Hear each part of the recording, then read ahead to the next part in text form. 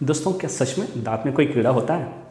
ज़्यादातर केस में यही देखा गया है दोस्तों कि अगर दांत में दर्द होता है किसी कारण से तो लोग बोलते हैं दांत में कीड़ा लग गया। कोई दांत में कीड़ा है जो दांत को अंदर अंदर खाते जा रहा है, कोई जिंदा कीड़ा है जो दांत को खा खा के खोखला कर रहा है। और उसके अलावा कुछ फेक न्यूज़ भी देखने मिल जाते हैं कि आज इन्होंने दांत से कीड़ा निकाला, आज ये दांत से जिंदा कीड़ा निकालने वाले हैं। तो ऐसे बहुत सारे न्यूज़ में आपको देखने मिल जाएंगे।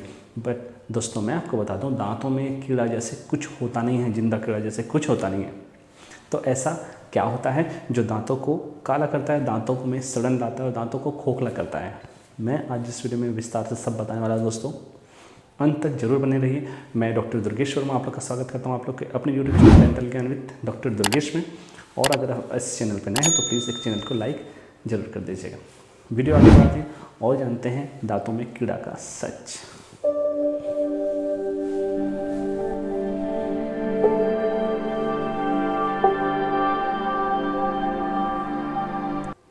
दोस्तों, दांतों में जब भी सड़न लगता है तो क्या होता है, दांत धीरे धीरे करके काले होते जाते हैं, खोखले होते जाते हैं, होल बनते जाता है।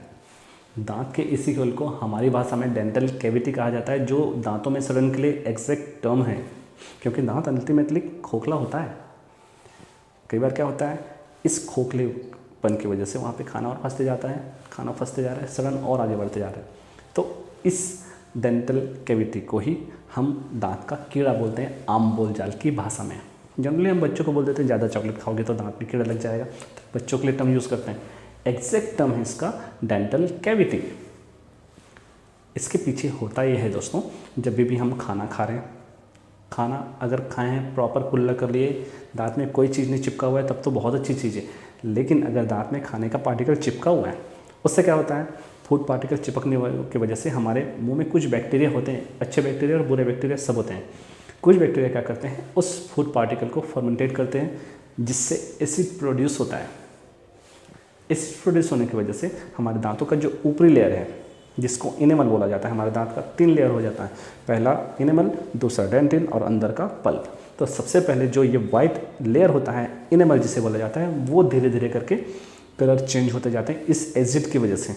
पहले हल्का ब्राउन होते हैं, फिर धीरे धीरे काले होते जाते हैं और धीरे धीरे डीमिनरलाइज्ड होते जाते हैं, मतलब यहाँ से मिनरल खत्म होते जाता है। इसके कारण ही हमारे दांतों में सड़न लगता है। एग्जैक्टली हमारे दांतों में सड़न का कारण यही बैक्टीरिया की कॉलोनी है। कोई कीड़ा नहीं है हमारे दांतों में सड़न का कारण, यही बैक्टीरिया की कॉलोनी धीरे धीरे हमारे दांत में पनपता है, दांतों में सड़न लाता है। तो दोस्तों, ये था कारण कि क्यों हमारे दांत सड़ते हैं। और अगर सड़ गए हैं तो हम उसको डेंटल कैविटी बोलते हैं, कीड़ा नहीं बोलते। ये बैक्टीरिया की बहुत छोटी छोटी कॉलोनी होती है दोस्तों। ये बैक्टीरिया की जो कॉलोनी है वो तो हमें अपनी नॉर्मल आंखों से दिखता भी नहीं है, बहुत बारीक बैक्टीरिया होते हैं, बहुत सूक्ष्म होते हैं। तो ये बैक्टीरिया की कॉलोनी है, कीड़ा नहीं है।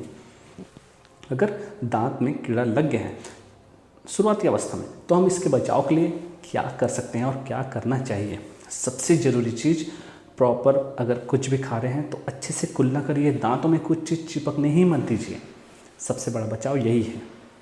और उसके अलावा प्रॉपर ब्रशिंग जो हम करते ही हैं, सुबह तो करते हैं, शाम को जो ब्रश करते हैं वो सबसे ज़्यादा इंपॉर्टेंट होता है सोने से पहले।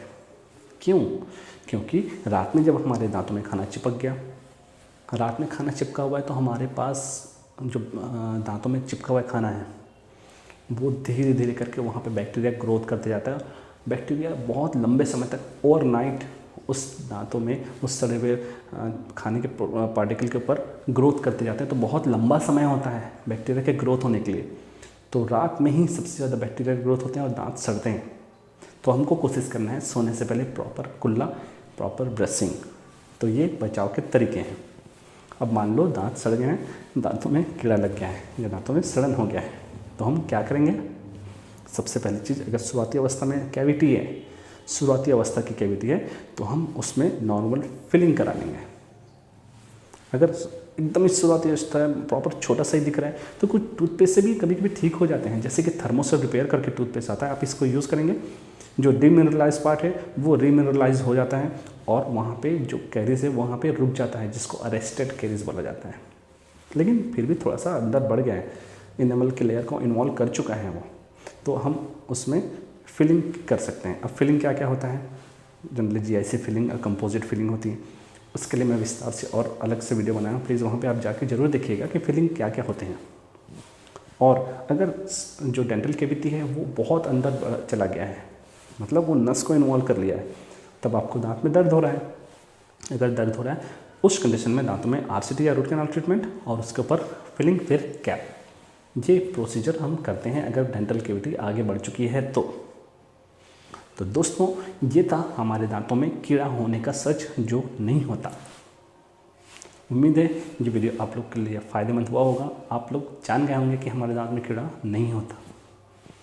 और अगर ये वीडियो आपको अच्छी लगे तो प्लीज़ एक लाइक ज़रूर कर दीजिएगा, शेयर ज़रूर कर दीजिएगा और मिलते हैं अगले वीडियो में। तब तक के लिए धन्यवाद दोस्तों।